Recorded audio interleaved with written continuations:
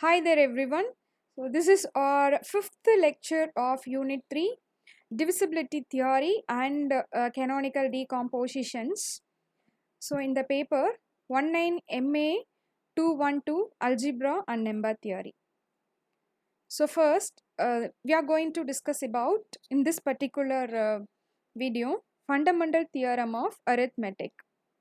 Statement: every integer n greater than or equal to 2 is either a prime or can be expressed as a product of primes in only one way except for the order of factors, which means every integer that start with 2, because 1 is not an prime, so that's why every integer from the 2 can be expressed as a product of primes one in only one way. Either can be expressed as a primes or can be expressed as a product of primes in only one way. So that is our statement here.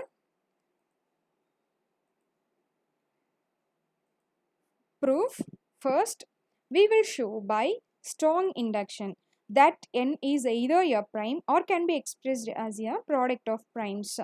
Then we will establish the uniqueness of such a factorization. We are going to prove this theorem in two ways. First we are going to prove by strong induction way, then we are going to check the uniqueness of factorization. So this theorem containing two part of proofs. This is very important one also. By proving the strong induction is nothing but mathematical induction. So let us assume P of n denote the statement that n is prime or can be expressed as a product of primes. So for that statement I am assigning the notation P of n.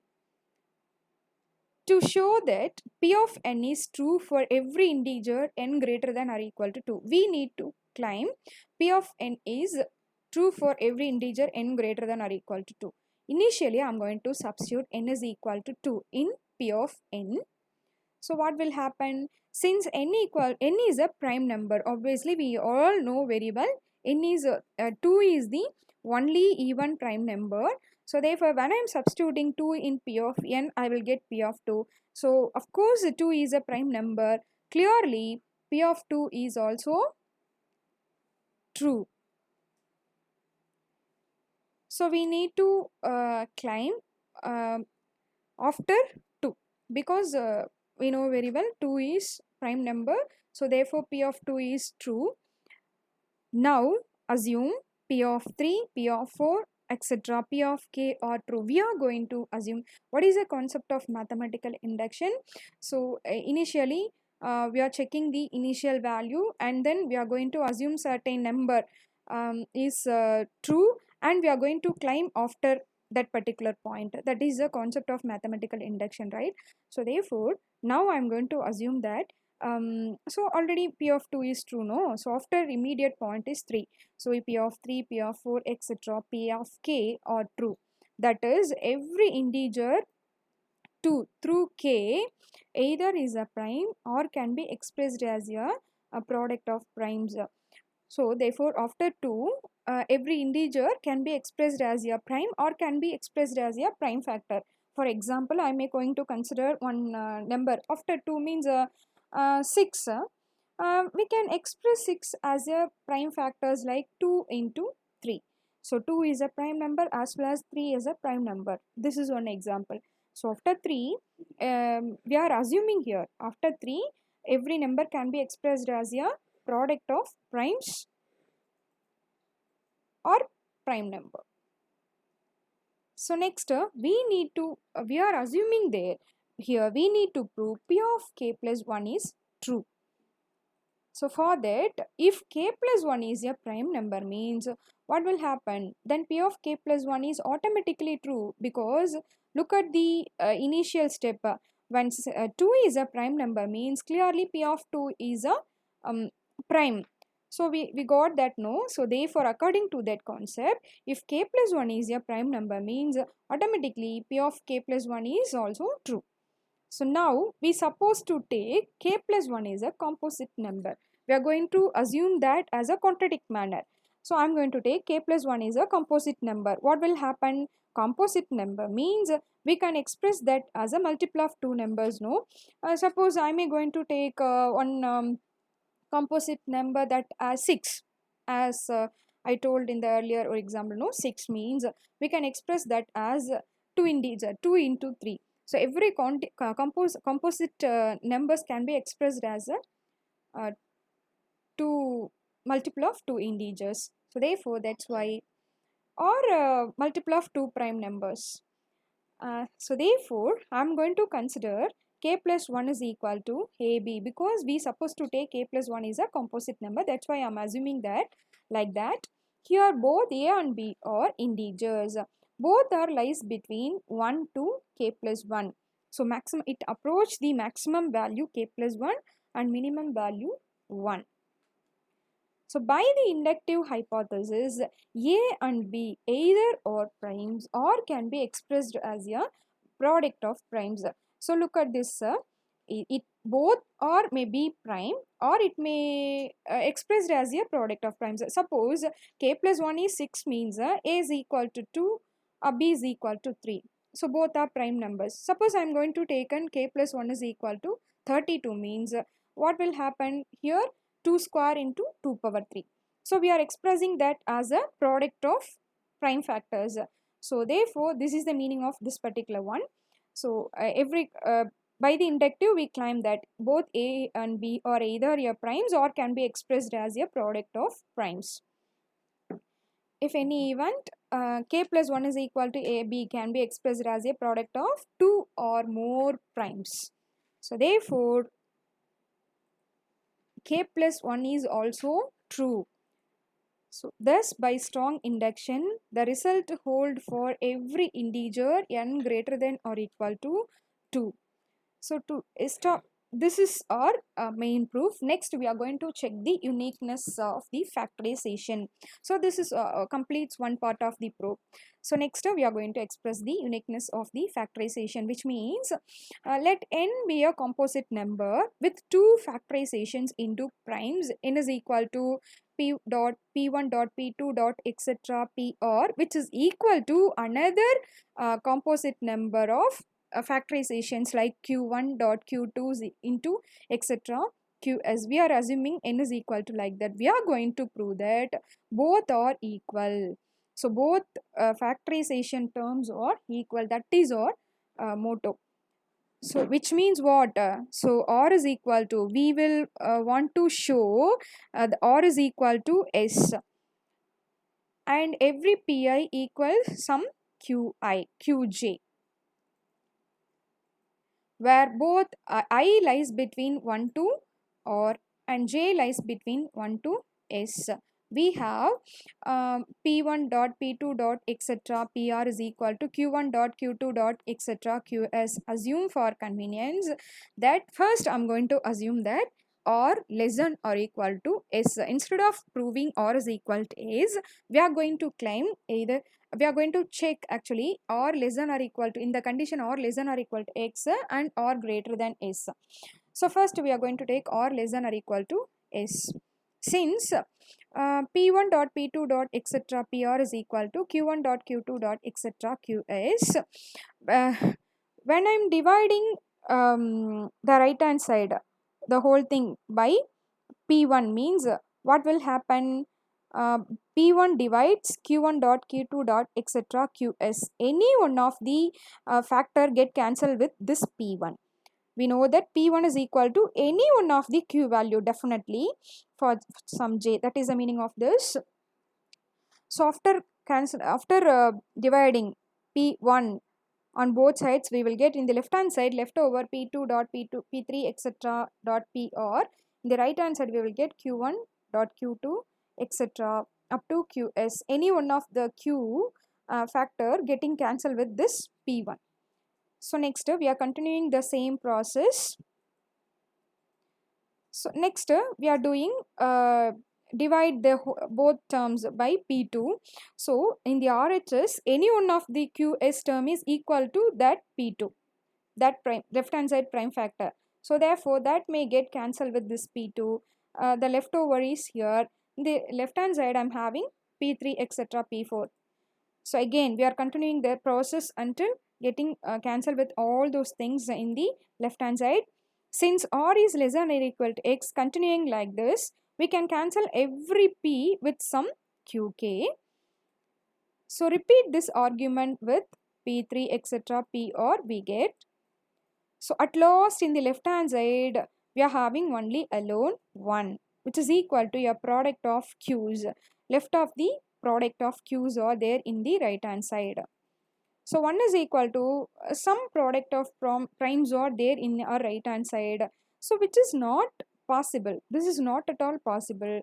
So therefore our assumption is contradict. So this is our contradiction to our assumption. Or we are assuming that R less than or equal to S, but here we are getting 1 is equal to a product of prime numbers. So this is contradict our assumption. So let us have the another part. Similarly, we are going to take R is greater than S. Again, we'll get the contradiction. We are doing the same process. We are dividing, there we are going to divide by using left hand side values P1, P2, P3. Here we are going to do that same process by using Q, RHS terms. So taking Q1, dividing both sides, and then Q2, like that we are doing. So after that, we will get definitely R is equal to S. Hence, the primes P1, P2, etc. P are same as Q1, Q2, etc. Qs in some order. Thus, the factorization of n is unique.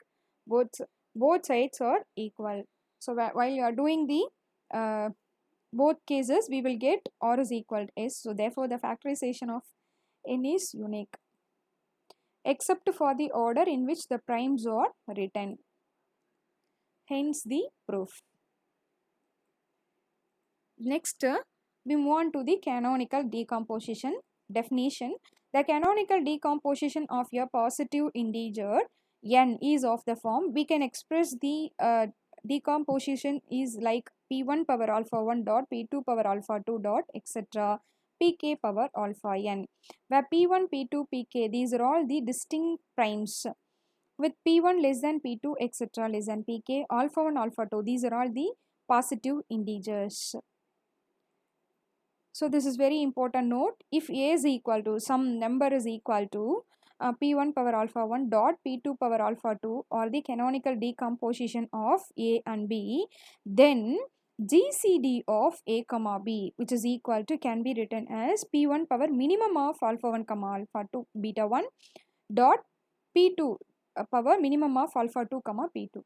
Likewise, we need to write the GCD problems based on canonical decomposition. So here we are going to find out the GCD of a particular thing. The problems are, the first one is 999, the second one is 1024, the third case is 2520. So let us have the solution. For the first one, 999. So here the prime factor, so which divides 999 is 3.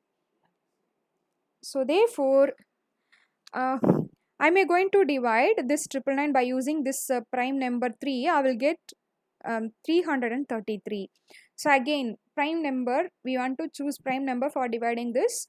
3 is the perfect prime for dividing this 333. So therefore, after dividing, I will get it 111. Again, I am using 3. We will get 37.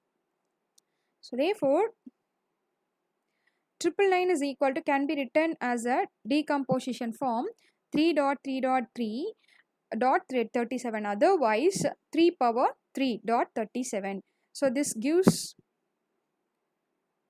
this is the decomposition form of the given number 999. So let us have the second one, 1024. So this is here I am using the prime number 2 for dividing this. I will get 512. Again I am choosing 2 for dividing this. I will get 256. Again go for 2. I will get 128. This also divisible by 2. So I will get 64. Again by using 2 I am dividing this. I will get 32. So which is equal to 32 is nothing but 2 power 5. So it will go up to some end, no? So instead of that, I am writing this 32 is equal to 2 power 5, that we will know. That's why. So therefore 1024 is equal to 1 2 3 4 5 into 32. So 2 power 5 into 32. 32 also expressed as 2 power 5, which is equal to totally 2 power 10. So this is the decomposition of 1024. So let us have the third case, 2520. Here also 2 is the divisor. So after dividing, I will get 1260. Again, I am choosing 2 for the divisor. I will get 630. Again, I am using 2. I will get 315. Here also I am again using 2. I will get 63. Again go for 2. I will get 21. And while using 2, I will get 7. So therefore, decomposition of 2520 is 1 2 3 4 5 6. 2 power, sorry, here this is not 2, actually this is 3. 1 2 3, 2 power 3 dot 1 2 3, these are all 3. So therefore 3 power 3 dot 7. So this is the decomposition of 2520. So we can use canonical decompositions to find the GCD of two positive integers. So let us have the another problem. Here we are going to find out GCD by using the canonical decomposition. Find the GCD of 414 and 662 using canonical decompositions. So we have to find GCD of these two numbers by using canonical decomposition. So before that, I am going to find out the prime factor of each one. So first one, 414. First I am dividing by use 2. I will get 207. Here the divisor is 3. So therefore, when I am dividing 207 by 3, I will get 69. Again I go with 3, I will get 23. This is a prime number. Stop here itself. Next, 662. 662 by 2 is 331. This is a prime number. So therefore, I'm just a stop here itself. I cannot able to continue this. So first we find the canonical decomposition. So 414, 2 dot 3 square dot 23. So next 662, prime factors are 2 dot 331. So now GCD of, now look at the factors. Here 2 is there, here also 2 is there. 2 power, GCD means what? P1 power, prime factor power, alpha 1 comma beta 1. Here power is 1, here also power is 1. So 2 power 1 comma 1. Maximum of 1 comma 1 is 1. So therefore 2 power 1 dot. Come to the next, 3 square. Here there is no 3. So therefore 3 power 0. You may consider 3 power 0. So 3 power 2 comma 0. Maximum of 2, minimum of 2 comma 0 is, minimum value is 0, right? So therefore 3 power 0 is 1. Again go with 23. 23, here there is no 23. So 23 power 0 comma 1. So minimum of, we just want to look at the minimum value. So minimum is 0. So 23 power 0 is 1. Dot 331. Here there is no 331, right? So that, which means what? 331 power 0. So therefore dot 331 power 1 comma 0. Here power is 1. In this factor 331 power is 0. So I will get 331 power minimum of 0 comma 1 become 1. So therefore I will get the final GCD value is 2. Conclusion. In this lecture, we are discussed about the fundamental theorem of arithmetic. This is very important one. It may be expected in 16 mark. And canonical decomposition. So and by using this canonical decomposition, how to find the GCD? These things we are discussed in this lecture. So canonical decomposition problems. Thank you.